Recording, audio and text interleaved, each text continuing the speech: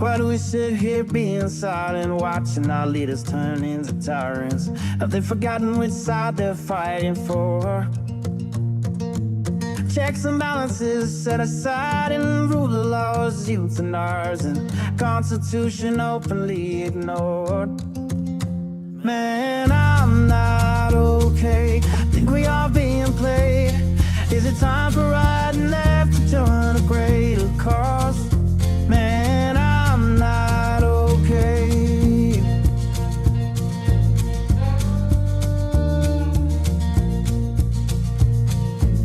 The rich claim to be victimized just to attack the marginalized. This 1% really worth more than all the sick and poor.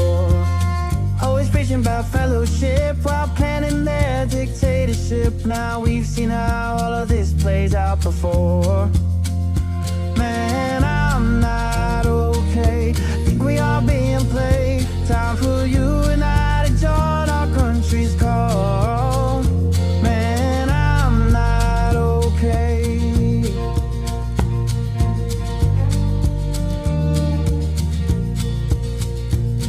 Ever wonder all the mystery, why they whitewash our history, keep dividing is their plan? All in all, such a scam. Algorithm buried sly, only used to spread the lies. Politicians know well, hate is simple to upsell. Man, I'm not okay.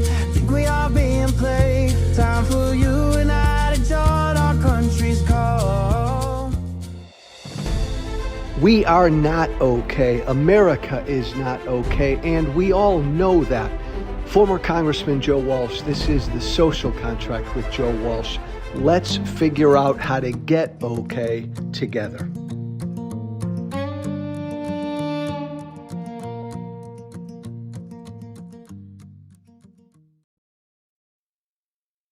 Looks like we are live. Come on in. This handsome man is Joe Walsh. I'm Edwin Eisendrath. That handsome man is Edwin Eisendrath. We are two middle-aged handsome men. I'll accept middle age as opposed to just plain old. When does middle age technically end? Do we know?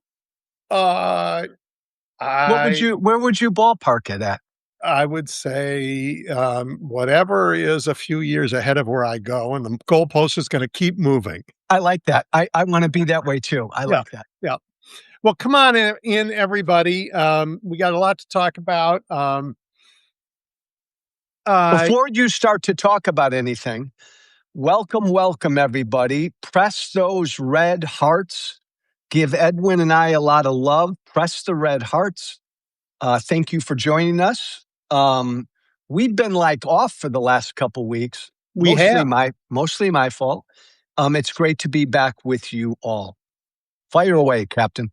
All righty. Well, I know you want to talk about the primaries and where they've ended up, and how the Democrats have fared and what we've done wrong and all that good stuff. But before we do that, I just want to get your take on something actually serious, which is how we are dealing with these young men and women on the USS Lincoln.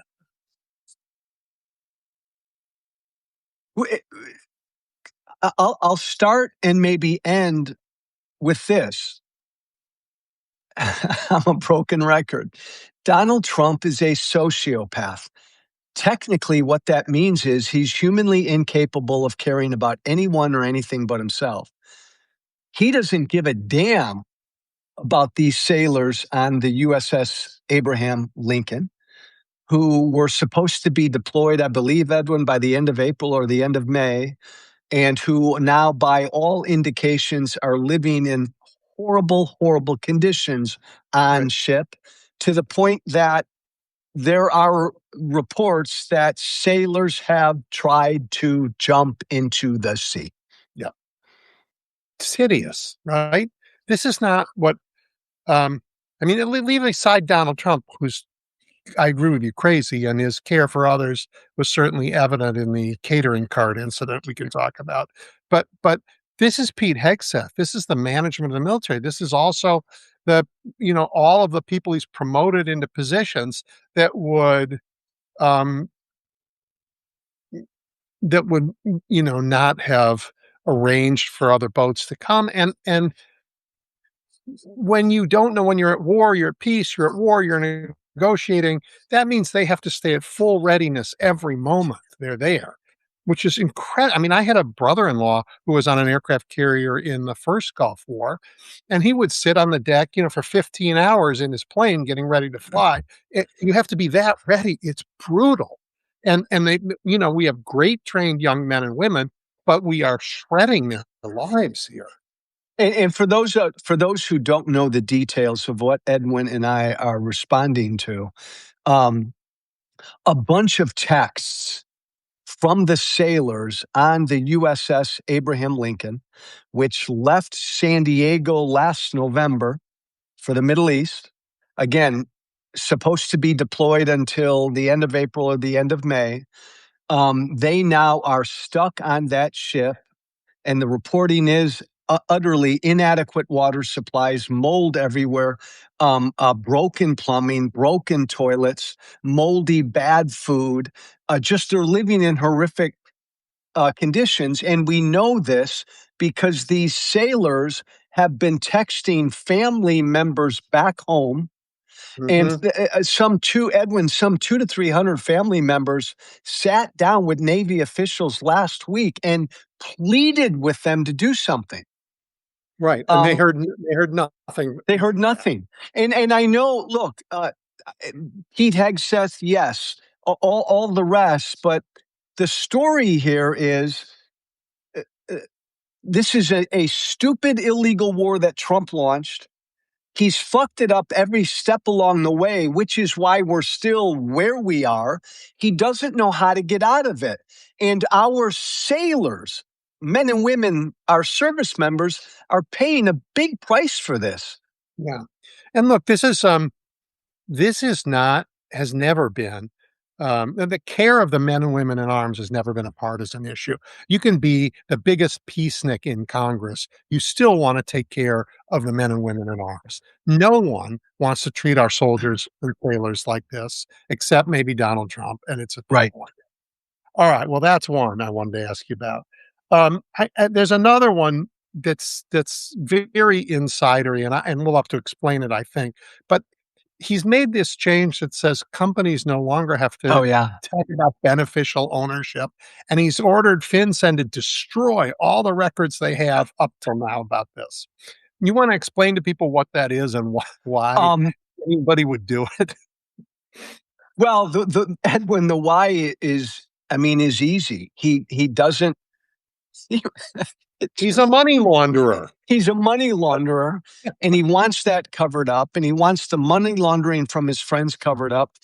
Edwin, when they write the book on this era and the corruption of this era, people are going to be fascinated by how he did all of this out in the open. And this is just the latest example. He's not trying to hide this. There's no reason to get rid of this except to protect him and his friends, Right. to protect money launderers. Yep.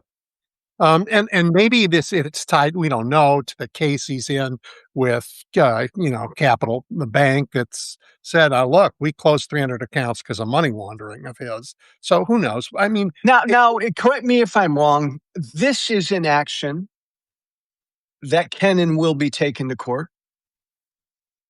I I assume think I'm so. right there. Yeah. I assume so. I mean, this is so appalling that old fart Chuck Grassley got off the ground and complained about it today. That I mean, that is hard to do. Um, Again, you and I'm a broken record. You're not. He can do these things because we don't have a Congress. He can do Eh, these things 'cause we don't have a Republican Party. I mean, or the oh, we do. Republican Party we have is complicit, right? Is The complicit. Republican Party we have is an authoritarian embracing cult. Yeah. So they will do whatever he wants them to do, as opposed to being the Congress that our founders envisioned, an utter check on executive power.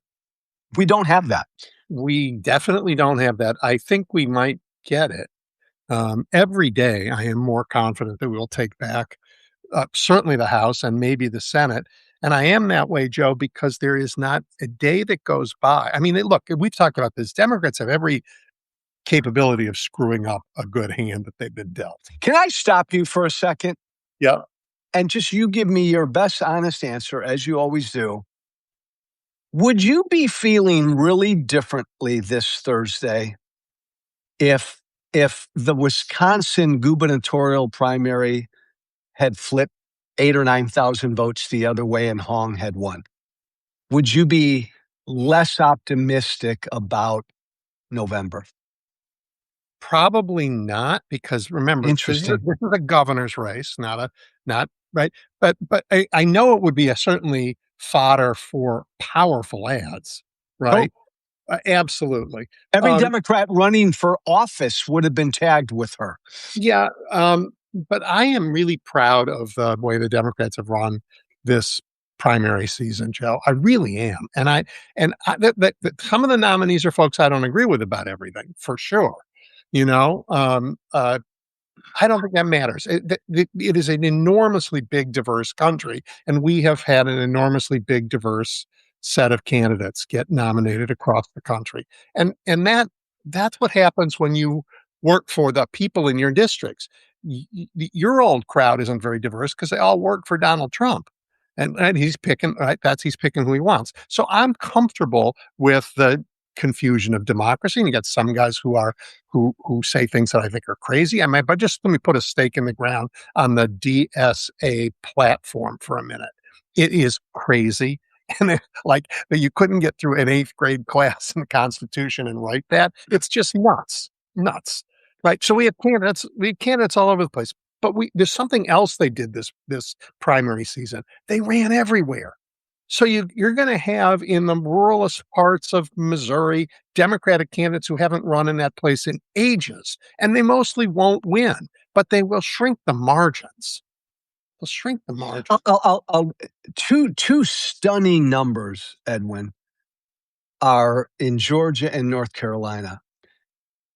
John Ossoff right now in Georgia is up on average by about 12 to 13 points.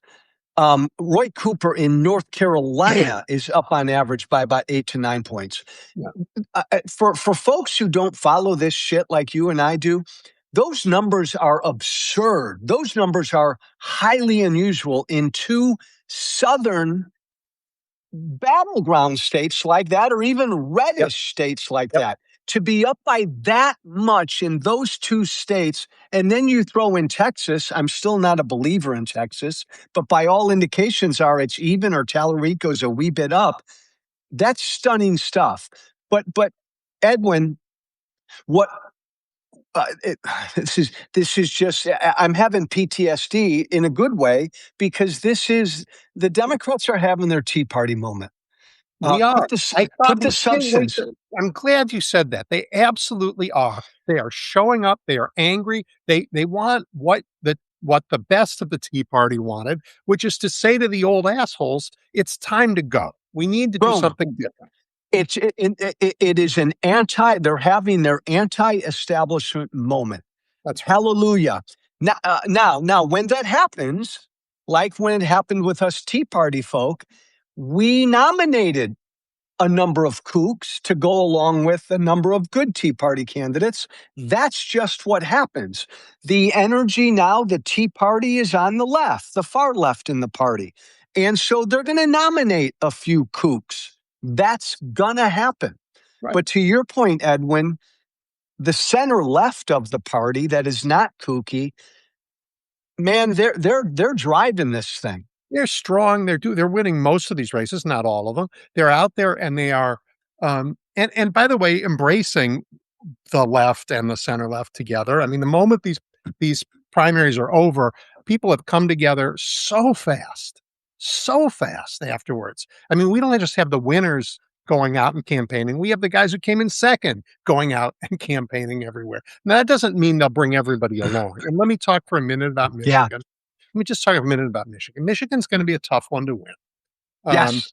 And by the way, Edwin, and I want to hear your take on Michigan. Yep. Michigan's going to be a tough one to win. And without Michigan, like Dems were always assuming Michigan's a given, replacing a sitting Democratic senator. So without Michigan, that means It's the harder. Senate would be tougher. Go ahead. Yeah, I agree with that. So, um, I think uh, Abdullah Sayed has a very tough path ahead because Michigan is close anyway. Um, um, it has nothing to do with Israel. It has nothing to do. I mean, the voices that say he's got to make peace with the 11 Jewish voters in the state, that's just not where the votes are. I mean, it's an issue, but let it aside. What the real issue is Detroit. It's Detroit, is black voters in Detroit, right? Because they're saying your movement, not you personally, but your movement to the nominee sat on the sidelines and didn't support Kamala Harris. Just didn't do it. And now you're saying we should support you. And so he can't he like, Barack to come in and campaign, but no one can do his work for him. He's got to, and he started to, but he doesn't have a lot of time. He really has to spend time listening. And I mean, black voters are an enormous part of the Democratic base, but they're an enormous part of America. And people need to go and listen and understand the concerns and really represent those concerns. And that's going to be hard for him. And that's going to make Michigan tough. So kudos. You're exactly right. That is the key takeaway. And what we've seen in every single race where one of these DSA candidates has run, and many of them have won primaries, but in every single race, the DSA candidate won primarily because of young white voters and white college-educated voters. The DSA candidates have gotten their butts whooped across the board in every race with working class voters without that's very telling. But to your point, it's also really important to win in Michigan. Abdul El Said needs black voters to come out in spades for him. He's got a lot of work to do in a shortened period of time. Yeah, he does. And so, and I know everybody is helping him do it, and I know he wants to do it, but it is a real challenge, and he has to face it. And separately, the DSA crowd has to do some gut check about why they are not resonating, with lower income Working class voters, the people they profess to be all about. Yeah, there's some work to be done there, right? But that's why the party's got a lot of space, and that's good. They're representing people all over. So that goes to my answer. Edwin, my longtime Democratic pal, brother, this is a huge concern. The energy is on the far left, the DSA and other far left, and their voting base over there is mostly college-educated white and young white. They're not connecting with working class and black voters. And without those voters, Democrats aren't going to win. Yeah, but I need to challenge your premise, and it's the one the press has had the same premise that all the energy is with the DSA crowd. There's a lot of energy in that crowd, and I welcome it. But there's also, I mean, these elections are close. They barely, in Michigan, it barely won. In Wisconsin, it didn't win. There's a lot of energy everywhere in the Democratic cult. I mean, Tallarico isn't facing a DSA. There's no DSA in Texas, but he's got a lot of. He's got a lot of that's an impossibility. That right there is an impossibility. Right. So this energy is everywhere, and it's partly because, and this is one of the reasons why I'm confident, there are zero things the Republicans and the president will do between now and the election to actually do something good for America. Right? Zero. Edwin, I agree with that, but like you could make a real argument that in 24, if the none of the above movement, which was mostly far left DSA Muslim American voters in Michigan, if they hadn't turned their backs to Kamala Harris, she would have won the state of Michigan. Yes, not the election, but she would have won Michigan. She would have won Michigan. And I mean, I get it. Everybody's got to come together now, but there's a lesson here for these folks who turned their backs on Kamala Harris in 24. You do come together no matter whose team side wins a primary. Yeah, you have to. I mean, if you want to win. If you want to If you win. want to win. If you want to win. Yeah. And not everybody wants to win all the time. But No, you and I and by the way, Edwin, that's a really good point. Again, to analogize with the Tea Party movement, there was a strong minority in my Tea Party movement that did not want the Republican Party to win. Yeah. They were interested in controlling the party. Most of us did what we did in the Tea Party to help the Republican Party win. But there was a strong vocal minority that all they cared about was controlling the Republican Party. There is that element out there on the far left in DSA. Totally agree. And they're not going to, but the Democratic Party is a stronger party than the Republican Party that you guys went after. And, I mean, you just think about like the party of Reagan wasn't the party of Bush. It's a completely different party. This party is completely different than just a few years ago when it was Bush. And the Democrats have been more solid and harder to push around. We got our insurrectionists have tried, but it's just so impossibly disorganized. You can't take control of it. Part of why I love sitting down with you every week is because you balance me.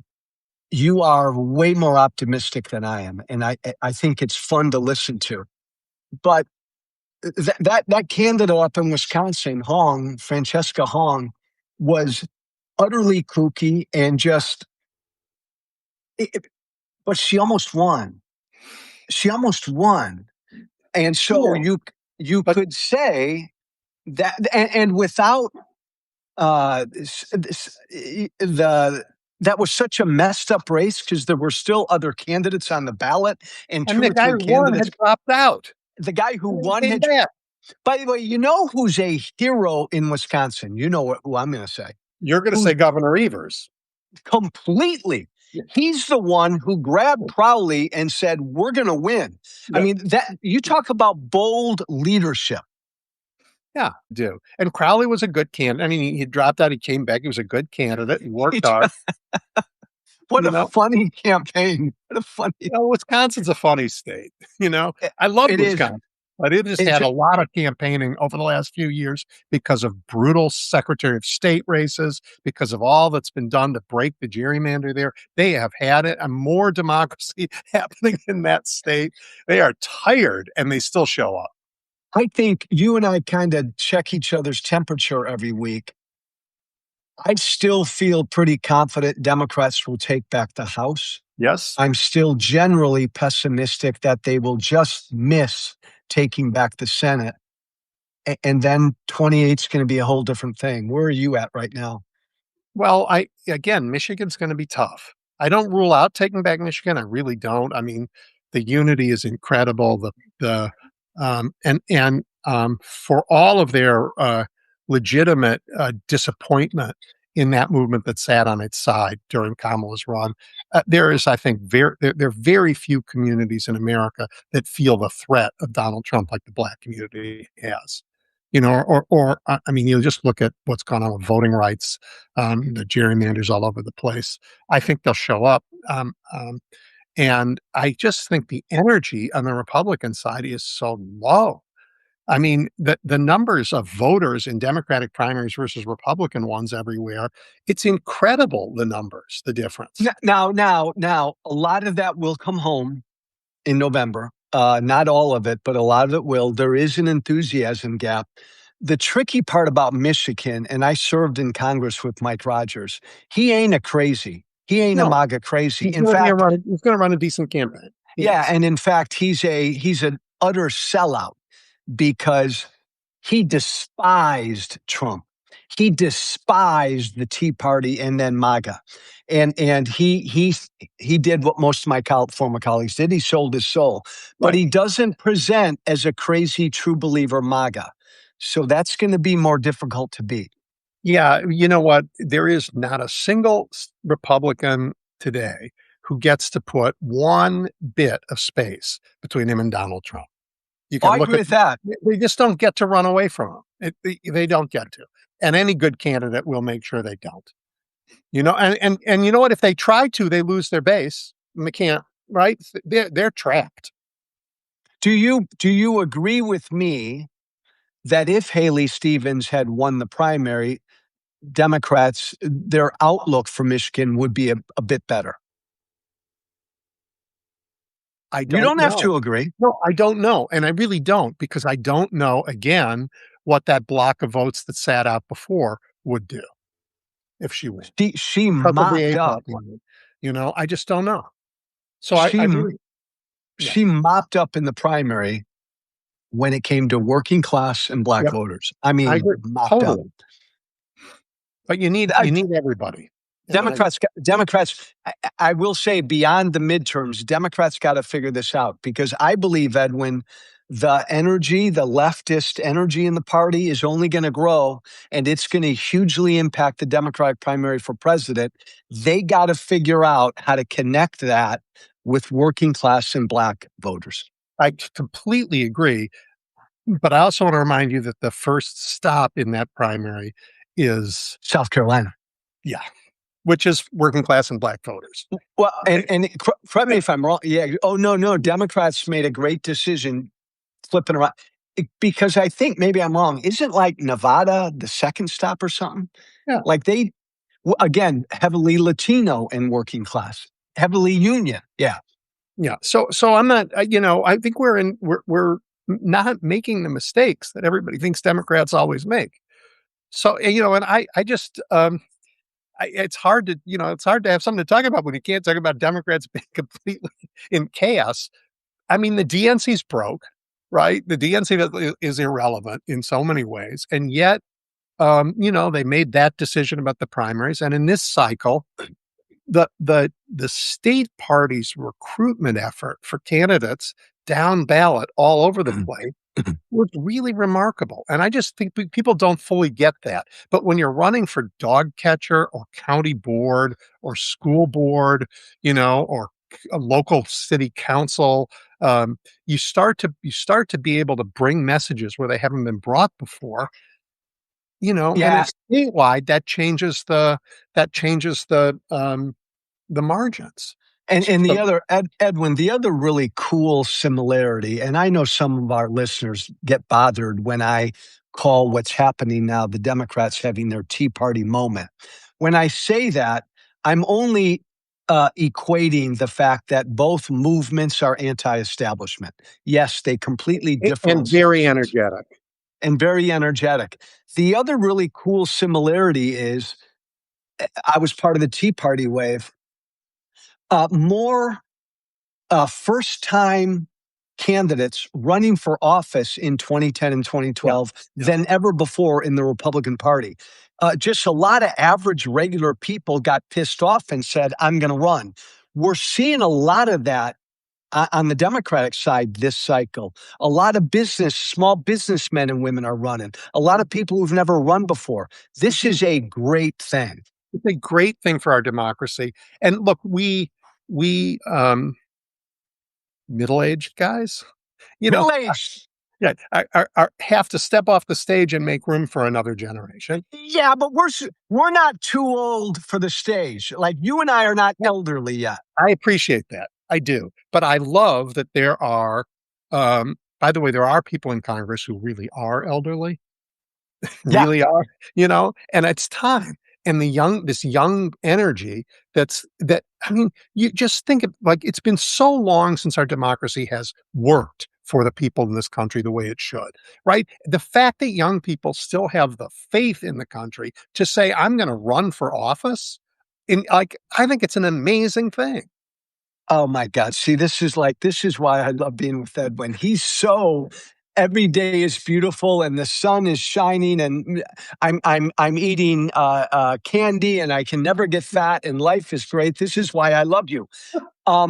Slow down, because again, young people, but like young people weirdly moved toward Trump in 24. Young people, so many of these constituencies are just moving back and forth cycle by cycle. There's no mandate yet. I agree. And I think we are struggling with that. Now, you and I both know there is a majority, a stable majority to be cobbled together in America. It's hard to do with the way we Yeah. with the way we run our elections. It's hard to do with winner take all districts, but most Americans agree about most things. That just turns out and they agree about really important things. We disagree about some things, but You and I are gonna have to devote a whole show to that. Do most Americans agree about most things? I think we do. I really think we do by big majorities. For the Now that record, I beg to differ, but this is a well, I mean, fascinating conversation. it depends on which things are in that bucket, right? But most things, I think we generally agree about. And by the way, one of the things we agree about is that Donald Trump should not be making another try today to put his name on the Kennedy Center, which Well, is amen. yeah, All things Trump, the vast majority of us do agree. I agree with that. And, again, the devil, you and I talk about it all the time. The devil's in the details. yeah, Most Americans want to believe in individual freedom, but what does that mean? Most Americans want us to have the best healthcare system in the world, but what does that mean? yep, yeah. I'll tell you what, though, and I'm forgetting the race, Delaware, Connecticut. By A the way, guy we named, just made sawed-off shotguns legal again for the first time since 1920s, and you I just did even what? What'd you made say? made sawed-off shotguns legal, right? Even Americans who are Second Amendment guys weren't really complaining about these laws we put in place in the 1920s, but hey. I'll keep my mouth quiet on all that. You're right, though, because about Edwin, about the younger generation. A guy named John Larson, who was in Congress, been there forever, in the House, Delaware, Connecticut, uber progressive, but he lost to a much younger, new, fresh candidate. Mhm. So there is an age thing, a youth thing going on too. Sure. Yeah. I mean, we've talked about this before. I think there are two things going on in the transition in the Democratic Party, and it's not left right. It really isn't. It is there's a generational shift for sure, and there's a shift from the let's make a deal politics that makes sense when you have two legitimate parties that differ on things to the we're just going to get stuff done party, and that people wanted the Democrats to be. The Democratic Party establishment utterly sucks. It's that a movement has arisen on the Democratic side to go after their establishment. The tricky thing here is that movement on the left needs to persuade people. They won't win if they can't persuade people. They won't win nationally, and they won't win in states like Michigan. I don't care how much energy you got unless you can persuade people. And Edwin, most Americans are not far right and most Americans are not far left. Yes, I agree with that. But I do think this, particularly at this moment, most Americans perceive uh, that the billionaire crowd Yeah. has become, corrupt and in bed with a corrupt government and has sold us out. I mean, when you think of the data center argument that's going on all over the country, maybe AI is going to be a good thing for our future. It might. We certainly have invested an enormous amount of our economy in it, but none of these titans bothered to say to America why it's a good thing. All they said is, this is happening in your neighborhood. There's nothing you can do about it. We'll bribe everybody to get it done. You don't have anything to say about it. And, sure enough, all around the country, Americans are saying, that is not how we want our future decided. We want to know what's going on. We want to roll in it. So Mhm. right? Hey, you're right, man. Again, from the beginning, we have been in a populist moment in America, Mhm. I'd say for the past 20 years. Republicans, Trump, recognized it first, and they've demagogued the shit out of it. By the way, Bernie recognized it a while ago, too. The Democratic Party has So been did, late. so did you guys back in the day. Oh, complete. That's what the Tea Party was. The Democratic Party has been slow to recognize it. They're fully on board now, and it'll be interesting to see how this goes. Yeah, and I do think that to go back to my most Americans agree about most things, if they're not reckless about it, there's a good, stable majority to cobble together. And it is some bit about holding these guys accountable, some bit about making the democracy work better than it works, and some bit about saying, it's just not okay to create, what economists call rent-seeking behaviors and enrich yourself forever in a system that's really not a free market, but bent towards you big guys. Those are The big. whole Edwin, you're so right. The whole anti-corruption thing, it's right in our faces right now and across political ideology. Absolutely. I Yeah, mean, as I said before when we've talked, I was a Chicago alderman and all my colleagues went to jail and people couldn't take $800, to put yeah, give some guy a permit for something, and people were furious. yeah. $800? Donald Trump doesn't like, who wouldn't know an $800? Like, it needs 3 more zeros before I'll even look at it. The party, my friend, needs to be what you've always been. You've been a reformer. You've always been a political reformer. I think this notion of reform and anti-corruption is key It's for gonna have a Democrats. moment. Yep, and it's about time. We need it. All right, Yeah. Joe. Well, Thank you. this is us for the week. Thank you. Great, great show. Make sure you subscribe to Edwin. Make sure you subscribe to me. Follow us both. Thank you, my friend. Talk to you soon. Bye.